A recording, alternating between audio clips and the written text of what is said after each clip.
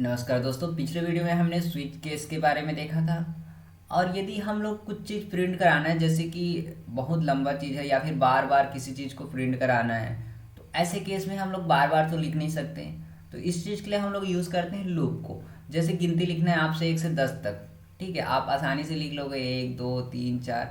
लेकिन मैं जो बोलता हूँ 1 से 1000 तक की गिनती प्रिंट कराओ, तो आप 1000 तक तो लिखते नहीं रहेंगे ना। तो उसके लिए हम लोग यूज़ करते हैं लूप का, कि हमने लूप को बोल दिया कि एक प्रिंट करो, उसके बाद उसमें एक जोड़ के अगला फिर प्रिंट करो, फिर उसमें एक जोड़ दो, फिर एक जोड़ दो। इस प्रकार से हम कितना भी प्रिंट कर सकते हैं। वैसे लूप अलग अलग केसेस में अलग अलग चीज़ के लिए यूज़ कर सकते हैं हम लोग।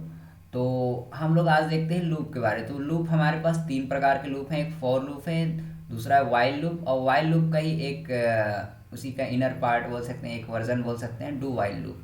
ठीक है, तो तूने के बाद तीनों के बारे में एक एक करके देखते हैं। जैसे अपने पास फॉर लूप है। फॉर लूप क्या करता है, सबसे पहले ये देखिए, फॉर लूप स्टार्ट करने के लिए हम लोग सामने लिखते हैं FOR 4, जो कि पूरा स्मॉल में रहेगा। अभी तक जिसने भी हमने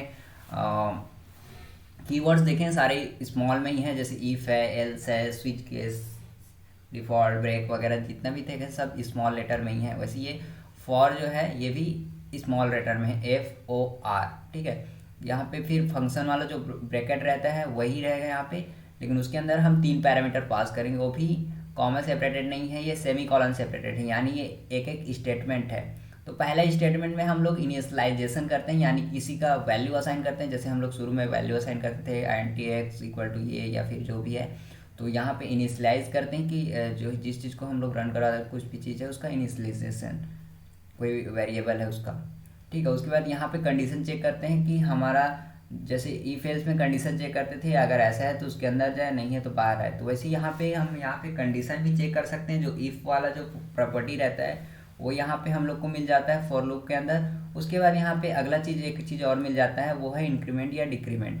तो यहाँ पे हम लोग लूप में कुछ भी चीज़ जोड़ना घटाना है। जैसे मैं बता रहा था कि 1 से 1000 तक प्रिंट करना है, तो उसमें एक एक जोड़ते जाएंगे। तो वैसे ही एक एक जोड़ना है तो प्लस प्लस, एक एक घटाते जाना है तो माइनस माइनस।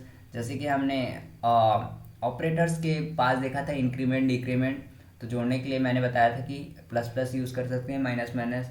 इवन कि हम लोग असाइनमेंट ऑपरेटर के टाइम देखे थे, प्लस प्लस इक्वल टू या फिर मल्टीप्लाई इक्वल टू।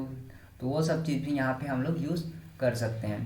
तो ये हो गया हमारा फॉर का कंडीशंस और इंक्रीमेंट डिक्रीमेंट इनिशियलाइजेशन वाला। फिर यहाँ करली ब्रेसेस से स्टार्ट होकर इस करली ब्रेसेस के बीच हमें जो भी काम कराना है वो करेगा। अगला देख लेते हैं, ये है वाइल लूप।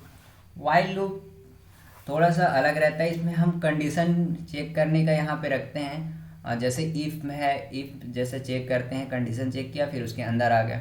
लेकिन यहाँ पे थोड़ा सा डिफरेंस ये है कि हमें जो इनिशलाइज करना है कुछ भी चीज़, तो वो पहले ही कर देते हैं, लूप के पहले ही इनिशलाइज कर देते हैं। और इंक्रीमेंट डिक्रीमेंट करना है तो उसके अंदर कर सकते हैं हम लोग, ना करना चाहे तो भी कर सकते हैं। लेकिन यहाँ पे कंडीशन चेक करने के लिए हमारे पास वाइल लूप के अंदर बस कंडीशन चेक होता है, उसके बाद अगर सही है तो करली ब्रेसेस के अंदर आ जाता है।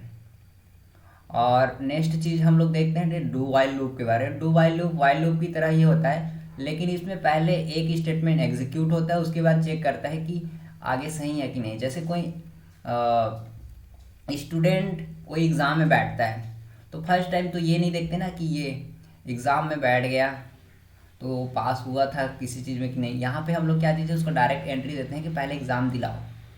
ठीक है, जैसे प्रीलिम, मेंस और इंटरव्यू, ऐसे जो भी होता है ना UPSC में, या फिर हम नॉर्मल भी एग्ज़ाम दिलाते हैं जैसे JEE मेन, JEE एडवांस। तो पहले में क्या चीज़ है, सबको चांस देते हैं। तो पहले में क्या चीज़, डू मतलब करो। यहाँ पे DO स्मॉल में है सारा। तो यहाँ से डू, जो डू वाइल है वो स्टार्ट हो जाता है। तो पहले में तो सारा एंट्री आएगा ही, एक बार ये सब एग्जीक्यूट होगा ही।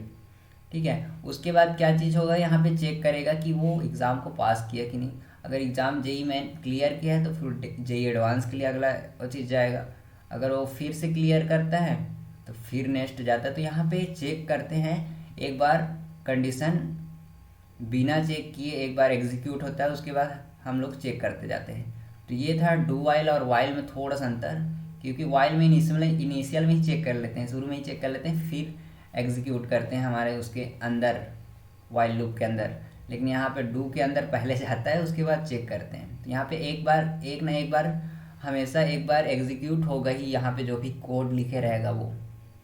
ठीक है, यहाँ पे क्या चीज़ है, पहले में ही कंडीशन फॉल्स हो गया तो यहाँ पे एग्जीक्यूट नहीं होगा, लेकिन यहाँ पे एक बार तो ज़रूर होगा, उसके बाद यहाँ पे कंडीशन चेक करें।